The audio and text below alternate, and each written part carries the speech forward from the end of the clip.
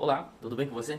Quero compartilhar aqui um versículo que se encontra em Gênesis capítulo 4, versos 25 e 26, que diz assim: E tornou Adão a conhecer a sua mulher, e ela teve um filho e chamou de Sete. Porque disse: Deus me deu outra semente em lugar de Abel, porquanto Caim o matou. E a Sete mesmo também nasceu um filho, e chamou o seu nome de Enos.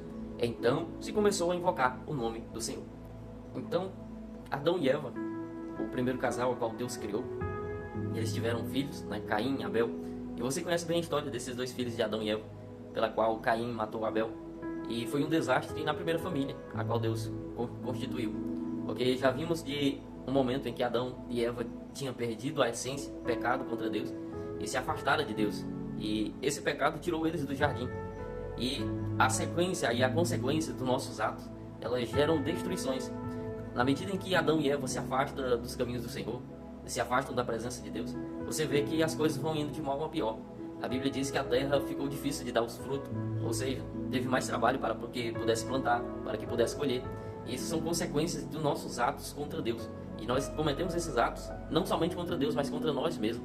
Porque na medida em que nós pecamos, erramos, nós estamos trazendo para nós juízo sobre aquele ato que nós estamos fazendo. E Adão e Eva teve Caim, Abel.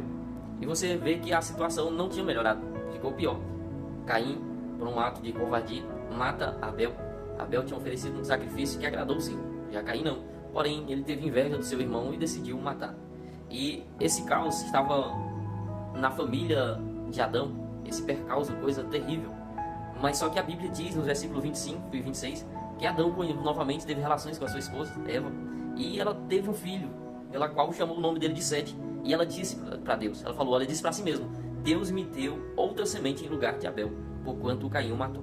Mas quando Adão tem o seu filho mais Eva, o seu filho Sete, eles se alegram, porque na perca de um filho, Abel, eles tiveram Sete. E esse Sete foi alguém diferenciado, porque a Bíblia diz que no tempo em que ele teve também um filho, que se chamou esse nome desse filho de Enos, a Bíblia diz assim: então se começou a invocar o nome do Senhor. Em outras versões diz que foi nesse tempo que começaram a invocar o nome do Senhor. Aí você faz um paralelo comigo, desde a queda do homem no jardim do Éden, até o tempo do nascimento de Sete e do seu filho Enos.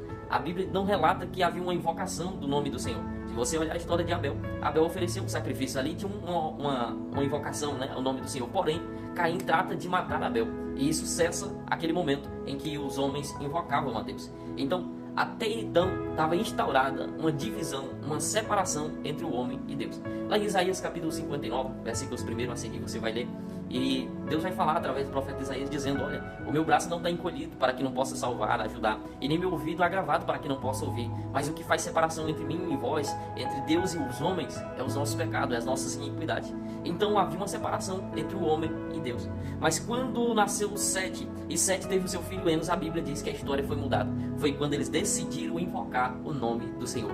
Você sabe o que é invocar? Invocar é clamar, é bradar, é gritar alto, é chamar para perto. É como se eles tivessem sentido a necessidade de trazer Deus para perto. O homem tem essas necessidades em si mesmo, porque nós fomos criados por Deus, e nós temos na nossa essência o desejo de ter algo superior, algo que a gente possa debruçar o nosso conhecimento, a nossa fé, toda a nossa vida, o nosso ser, a segurança. E o homem começou a clamar, a invocar o nome do Senhor. E aqui uma história se é mudada. Quando você olha e vê assim a genealogia, você vê Adão, Eva, Caim, Abel. Aí Caim vai e mata Abel, e as coisas só piorando. Mas quando chega em Enos e em Sete e seu filho Enos, a Bíblia diz que a história muda, porque eles invocam o nome do Senhor. Aí tem uma divisão, uma separação entre aqueles que invocam o nome do Senhor e aqueles que não invocam. A Bíblia diz, no capítulo 6, há uma separação entre os filhos de Deus e os filhos dos homens. Os filhos de Caim eram chamados de filhos dos homens, mas a descendência de Sete e de Enos era chamada filho de Deus. Então, a diferença está no invocar o nome do Senhor.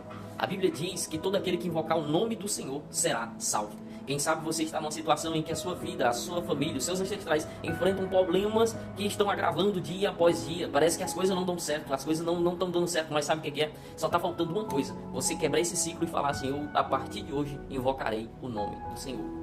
Quem sabe você está pensando assim: não, mas meu pai não deu certo, a minha mãe não deu certo, meus avós não deram certo. E às vezes você pensa consigo mesmo: e eu também não vou dar certo. Mas se a partir de hoje tu invocar o nome do Senhor, todo esse ciclo é quebrado. Aí você diz: rapaz, pastor, então você está dizendo que há uma praga que alcança as gerações.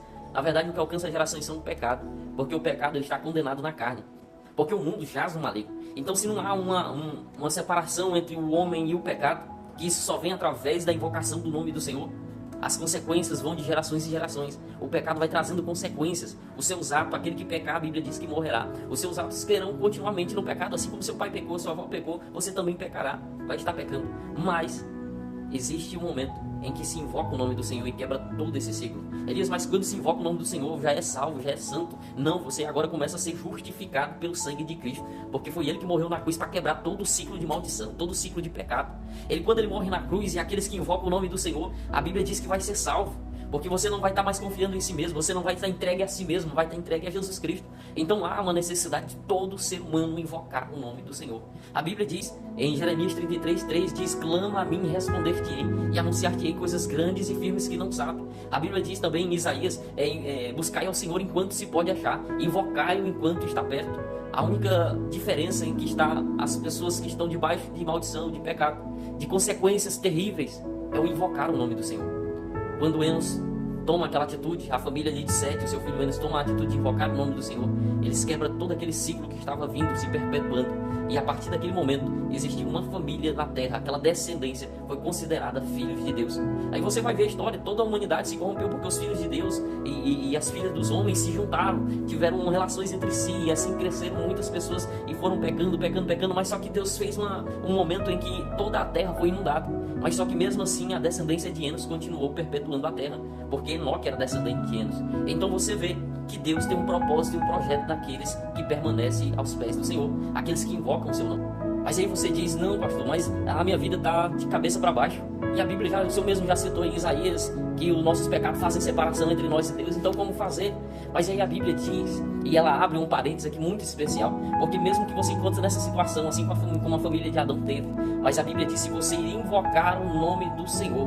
Sabia que quando você invoca o nome do Senhor com o coração aberto, a Bíblia diz que Deus ouve do céu a nossa oração. Se você olhar em capítulo 7 de 2 Crônicas, verso 14, vai dizer: se o meu povo, que se chama pelo meu nome, se humilhar e orar, se arrepender dos seus maus caminhos, eu ouvirei do céu, perdoarei os seus pecados e sararei a tua terra. Ou seja, o Senhor está disposto a nos perdoar através da nossa confissão a Deus, através do nosso entregar a Deus, através do nosso invocar o nome do Senhor.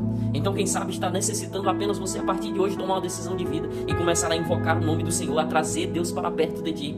Então tome essa decisão hoje, não deixa para amanhã não. Quem sabe o Senhor está me usando neste momento aí que você está assistindo esse vídeo, para que você invoque o nome dele, para que você volte para ele, para que ele quebre todo aquele ciclo que está te destruindo. Talvez é hoje, não deixe para amanhã. Que Deus abençoe, tá?